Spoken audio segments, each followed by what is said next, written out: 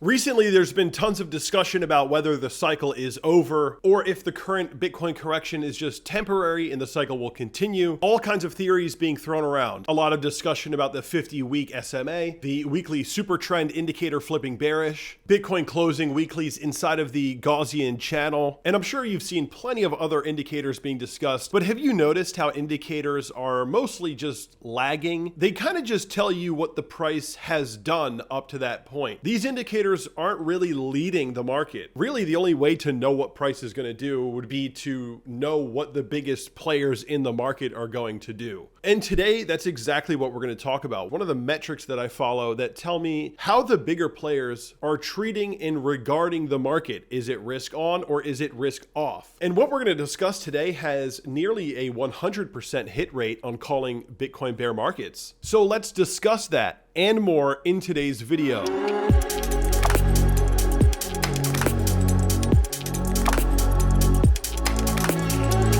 Have you ever taken the time to actually calculate how much money you're spending on fees when you're trading? If you have, you probably wanted to vomit. Over the long term, it's a lot of money. And I'm sure it would be awesome if you could just get 20% of those fees back. Well, you can. If you trade with BloFin and you use my link below, specifically my link below has a custom 20% cashback setting. This is not a common deal to come by. Getting 20% of all of your fees back adds up to tons of money over the long term. Click that link below and use the code Kevin Svenson when signing up to BloFin. It is very simple, very easy. All it takes is an email. And if you have to, use a VPN. I use BloFin every single day, so take advantage of this while you can. What is up, guys? Welcome back to the channel. My name is Kevin Svenson, and today we're going to be discussing metrics for Bitcoin and the crypto market. Are we risk on? Are we risk off? How do we know? How are the bigger players and the decision makers viewing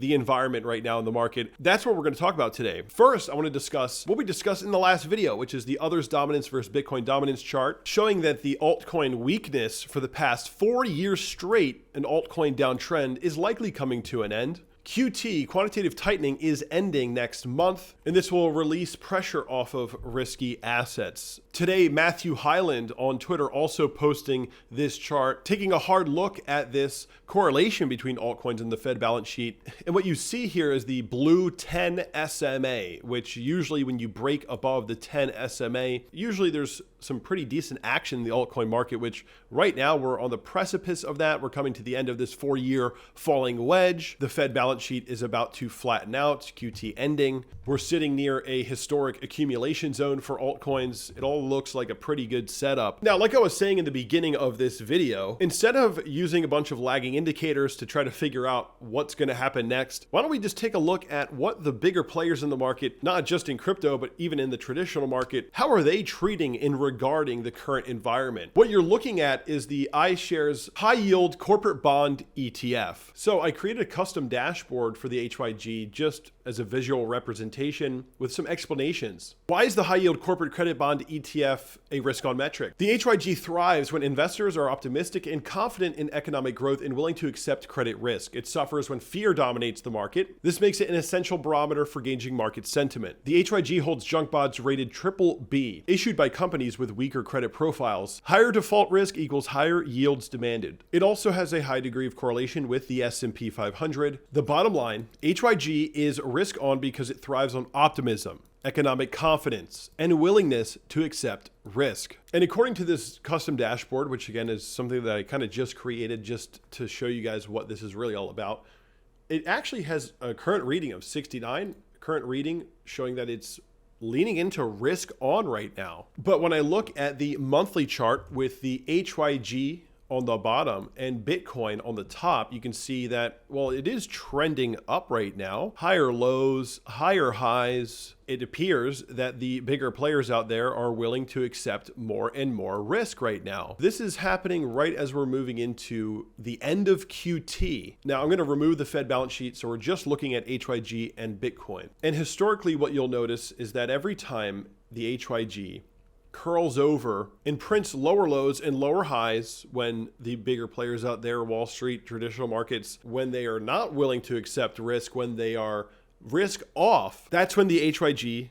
drops, when confidence is dropping, when economic expectations are falling, all those types of things, that's when you see the HYG fall off a cliff. And every time it falls off a cliff, it lines up with a major shakeup in the Bitcoin market. Tracking all these areas where these higher lows break down, you get major bear markets. When the HYG reversed back in 2014, Bitcoin dropped from 600 or 700 all the way down to 150. And over at the end of 2017, when the HYG once again curls over, begins printing lower lows and lower highs, entering a downtrend, that is right about 1 month before Bitcoin sees its 2017 top. Same thing goes with over here in 2020, COVID, of course. I mean, obviously that doesn't really need much of an explanation. Expectations, confidence, all goes down the drain during a global pandemic. And then you hop over here to September 2021.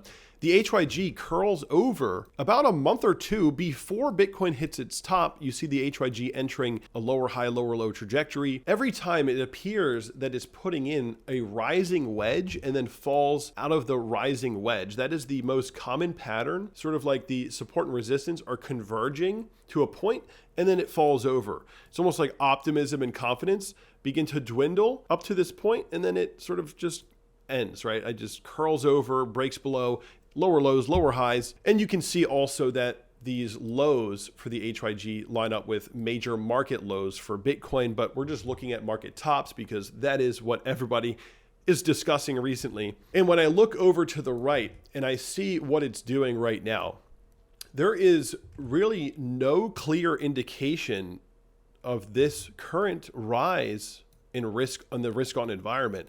There's no indication that this is ending. We're not falling off a cliff.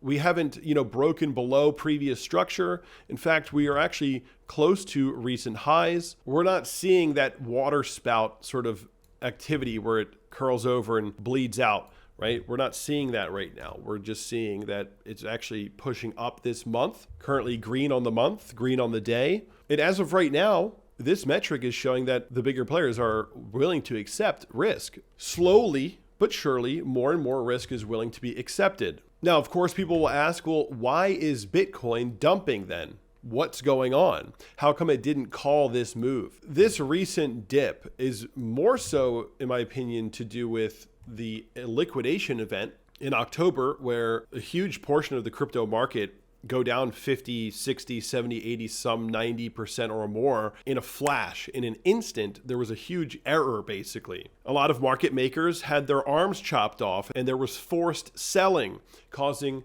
a cascade, a deleveraging event. I mean, it all kind of just was a domino effect since then. And if you look at what's happening right now, the S&P is still looking fairly healthy. We're closer to the monthly open than we are the wick low of this month. And that reflects what's showing in the HYG.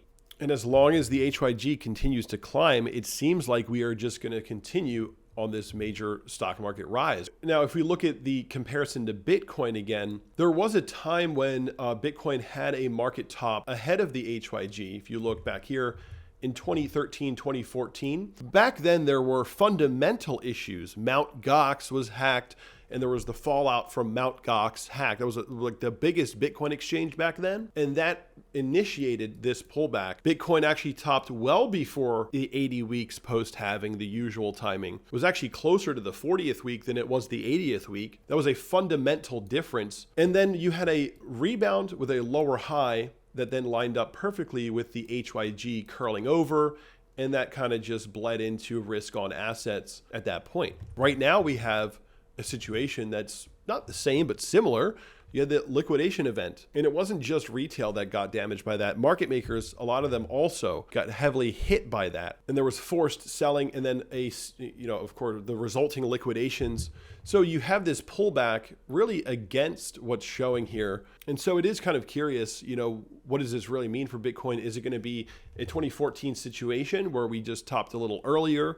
Is this sort of a leading indicator for the rest of the market? Well, we won't really know until we get the signal from the HYG. This is just one of the many junk bond ETFs that you can look at. But as of right now, you see that this is showing just a nice uptrend at the moment, right? The question is, when is this going to flip and become a waterfall? Is it going to be here? Is it going to be at a much higher level? That is the question. And it's going to be pretty simple. Just watch the HYG, and that will be your confirmation for risk off or continued risk on. As long as the HYG continues to trend, I'm not really all that bearish on the market. The S&P, like I said before, looks pretty good. Bitcoin will probably put in a long-term low at this point. Will it be the end of the bear market? Is this the lowest price ever for Bitcoin? Probably not. I mean, it probably does go lower at some point later, but basically there may be general stability and even rebounds upward for Bitcoin as the bigger players are accepting more and more risk, as long as that trend continues. Now, taking a look at others, the altcoins, take a look at 2022, the risk off metric was actually a leading indicator giving you the signal a couple months ahead of time. And these two charts actually look quite similar. It's sort of like they're both struggling to get back to their highs, right? They're both of these charts, the low cap altcoins others, which is what this is, and the HYG, high yield corporate credit ETF, junk bonds, high risk, right? These are both struggling to get back to their highs. So you can see that there's a general trend where they're both, there's more of an acceptance to take risks slowly but surely over time. So this is going to be something really important to watch. If the HYG breaks out and gives us, some more momentum to the upside, you might be able to see the alts actually push higher here. This isn't just some indicator. This is the fundamentals of risk on, risk off. And with the Fed ending QT now in December, is that going to send the risk on environment booming, or, how is that going to affect the market? We can just let the charts tell us. The HYG has had no significant growth, right? And kind of like the altcoins, no significant growth since April, right? They're both kind of flat here. So this is the thing to watch. If we get a major uptick in the HYG anytime soon, or if we start to see a waterfall, right, then things might get ugly for the altcoins. But this is going to be the thing to watch, guys. We need to be looking at what the bigger players with the most money are doing with their money to get an idea of what the future may hold. So I hope this guides you in the right direction. Hope you enjoyed this video. If you did, smash the like button, subscribe to this channel. Be sure to get 20% back on all of your trading fees. This is a very rare deal you're not going to find anywhere else. Sign up for the BloFin Exchange today using that link below, promo code Kevin Svenson. Also, if you want to talk to me directly, every Monday, Wednesday, and Friday at 10:30 a.m. Eastern Time, I do a live screen share voice chat call directly to you guys, the community, inside the Discord. And you can only get in the Discord by first becoming a Patreon member and connecting Patreon to Discord. If that interests you, join Patreon today, and I'll see you guys in the next video.